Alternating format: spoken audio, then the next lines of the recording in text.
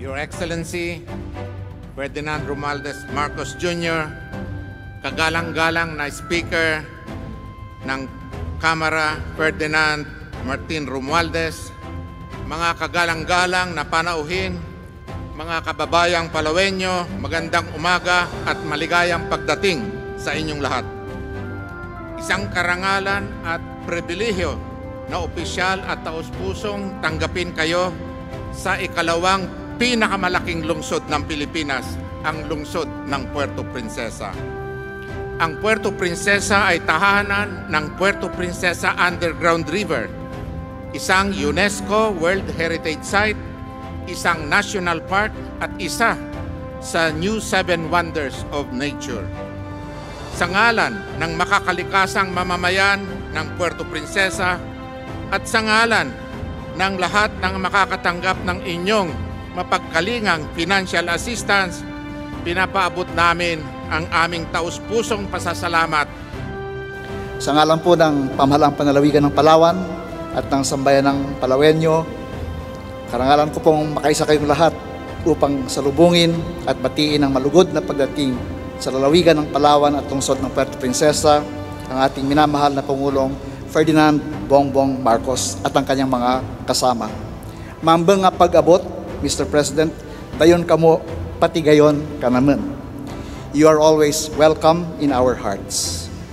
Alam po naming napakasikip ng inyong schedule bilang Pangulo ng Pilipinas. Kaya po, as we welcome you today, allow me to thank you for this visit and gesture of paternal concern in personally overseeing the distribution of assistance packages to Palawan's farmers and fisher folks and their families. Kayo po ang prinsipyo at tanda ng pagkakaisa ng sambayanang Pilipino at kalakip po ng pasasalamat namin sa inyong pagdalaw.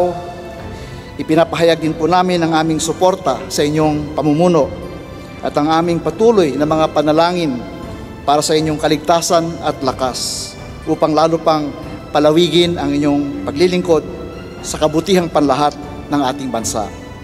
Matamang salamat. All the best sa inyo, Mr. President. Mabuhay ang sambayan ng Palawenyo, mabuhay ang sambayan ng Pilipino. Matamang salamat. All the best, kalindong tanan. Asahan nyo, Mr. President, that we shall continue supporting your visionary projects that continue to help every Filipino. We are very, very proud to be working under your leadership. I assure you, in the upcoming budget, all of these programs and projects of yours will be fully supported by your House of Representatives. Ladies and gentlemen, the President of the Republic of the Philippines, His Excellency Ferdinand R. Marcos Jr.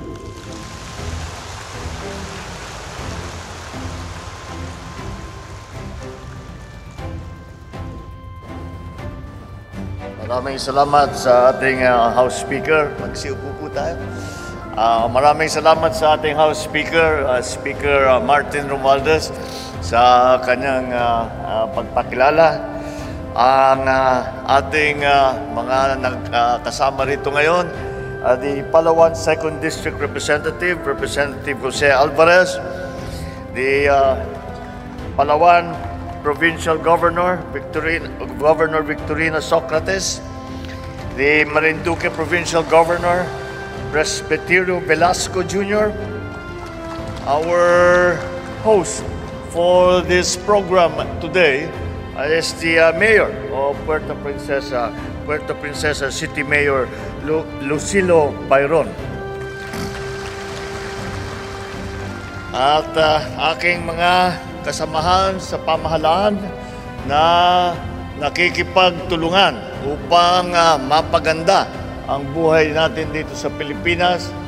At ang pinakamahalaga at ang pinakaimportante na grupo na nandito ngayon, kayo po ang aming mga magsasaka at mangingisda na beneficiary para sa pagbigay ng tulong namin ngayong araw.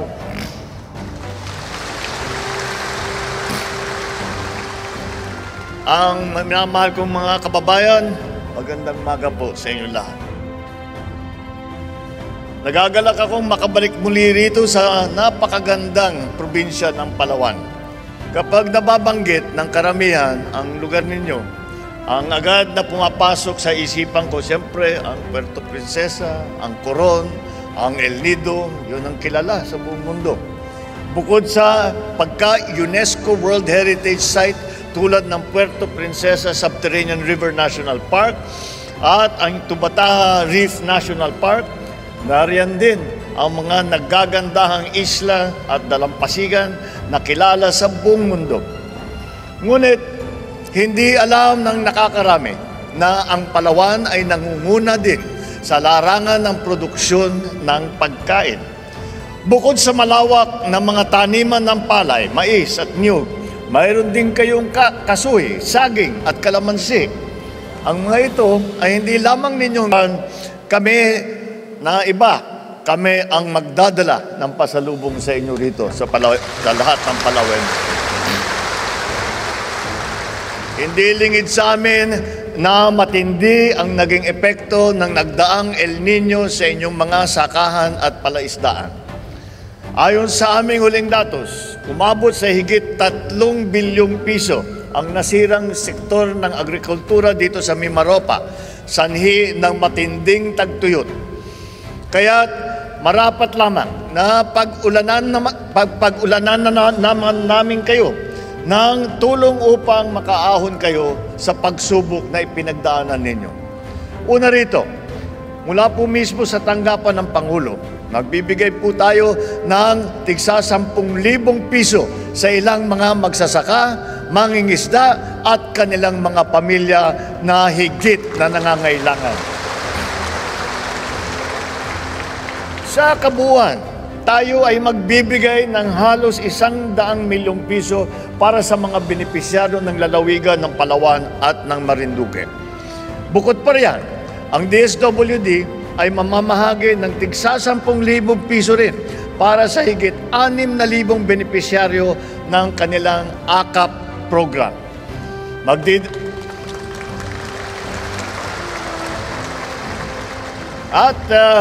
Mula naman po, hindi nabanggit ng ating House Speaker, ngunit mula rin sa ating House of Representatives, mula sa tanggapan ng Speaker of the House ay tigli 5 kilong bigas sa lahat ng mga dumalo sa araw na ito mula sa ating Congressman. Marami po tayong ibibigay mula sa iba't ibang kagawaran na kasama natin ngayong araw. Actually, nakasulat dito sa speech ko na kasama namin ang aming kagawaran ng mga kalihim. Ngunit naipit sila dahil umuulan. So, nauna sila sa Romblon. Dapat susunod ako, ngunit umulan. Kaya hindi na ako makapasok. Kaya nagpo-programa sila ng ganito rin sa Romblon naman. Ngunit, balik tayo sa ating pinag-uusapan doon sa mga ibabahagi namin para sa ating mga nangangailangan na mangingisda at mga magsasaka. Sa pangunguna ng DA, mamamahagi po tayo ng mga punla, pataba at ilang kagamitan. Hindi lamang para sa ating mga magsasaka, kung hindi pa rin sa ating mga katutubo at mga nais magtanim ng kanilang bakuran. Magbibigay tayo ng fertilizer at fuel voucher sa ating mga magsasaka upang makatulong sa kanilang paghahanap buhay. Mamamahagi din po tayo ng ilang unit ng traktor, rice combine harvester, walk-behind transplanter, pump, engine set, hammer mill, corn sheller at iba't iba pa. Mayroon din pong ipapamahagi ang BIFAR naman na 5 bangka, 3 lansa at 2 unit ng fish cage para sa ating mga mangingisda. Ang NIA naman po ay mamamahagi ng higit 8 milyong piso para sa operation and maintenance subsidy ng mga Irrigators Association. Ibibigay din po nila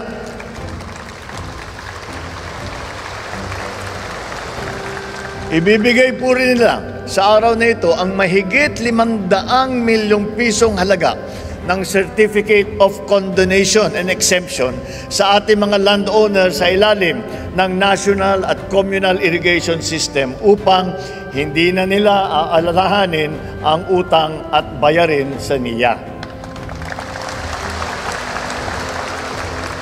At dagdagan pa po natin yung mga mahigit 200 milyong pisong halaga na proyektong pang-irigasyon para sa mga magsasaka sa Sapualan, Sumbiling, Timburan, Bagong Bayan at Apurawan. Ang Agricultural Credit Policy Council naman ng DA ay magbibigay ng 20 milyong pisong pondo para sa Survival and Recovery Program at 30 milyong piso na pondo para sa Agri-Negosyo Loan Program. Ngunit, hindi po tayo magtatapos sa pamamahagi ng tulong dahil tuturuan din po natin kung paano mas mapapalago ang mga sakahan sa tulong naman ng Agricultural Training Institute ng Department of Agriculture. Kasama rin dyan ang TESDA na magbibigay ng ilang starter toolkit at cheque para sa Training Support Fund. Hindi rin po nagpapahuli ang DILG sapagkat may dala rin silang pondo bilang suporta para sa mga lokal na pamahalaan ng Dumaran, San Vicente, Rojas, Taytay, Cagayancillo at Araceli. May dala din pong suporta ang DILG para sa mga rebeldeng nagbalik loob sa gobyerno at sa mga pamilya ng mga nasawing barangay officials dito sa Palawan. Ngunit, higit pa sa mga tulong at serbisyong ito, kami po ay patuloy na kumikilos upang palakasin ang ekonomiya ng rehiyon ng Mimaropa. Atin pong ipinapatayo ang Ibatu Iraan Small Reservoir Irrigation Project sa Aburlan, kung saan ang dam component nito ay malapit nang matapos, 95% na po. Habang ang karagdagang kalsada sa Dr. Damian Reyes Road sa Marinduque ay halos kalahati ng kumpleto. Nasa huling bahagi na lang ang paggawa natin ng Balabac Military Runway, lalo na't malaki ang papel ng gagampanan ng Palawan sa pambansang seguridad. Kasama din siyempre sa ating prioridad ang pagpapalago ng turismo sa inyong lalawigan at sa pagpapabuti pa ng daloy ng transportasyon dito. Ito'y gagawin natin sa pamamagitan ng Puerto Princesa Airport Development Project at Pag-asa Island Airport Development Project. Alam din po natin ang inyong mga hinain. Una na dyan ang kakulangan ng supply ng kuryente. Upang matugunan ito, ang Maharlika Investment Corporation, ang National Electrification Administration at ang Palawan Electrical Cooperative ay nagsasagawa ng pag-aaral upang mapabuti ang supply ng kuryente sa inyong lalawigan. Tayo po ay umaasa sa mga positibong bunga ng mga kasunduang ito. At parating naman ang tag-ulan, nais kong ipaalam sa inyo na patuloy pong naghahanda ang inyong pamahalaan para sa anumang maaring mangyari. Nag-imbak na po tayo ng mahigit 140 milyong pisong halaga ng food at non-food item kung kinikailangan. Kasama na rin po rito ang 5 milyong pisong standby fund para magamit sa inyong rehiyon. Mga minamahal kong kababayan, iba-ibang pagsubok at patong-patong na suliranin ang ating kinakaharap. Malampasan din po natin ito kung lahat tayo ay patuloy na nagtutulungan. Sa ating pagkakaisa, sigurado ako na malalampasan natin ang anumang hamon at makakamit natin ang ating mithiin. Inaanyayahan ko po kayo na sama-sama tayong maglalakbay tungo sa mas magandang bukas ng isang bagong Pilipinas. Mabuhay ang ating mga magsasaka, mabuhay ang ating mga mangingisda, mabuhay ang bagong Pilipinas. Maraming salamat at magandang umaga po sa inyong lahat.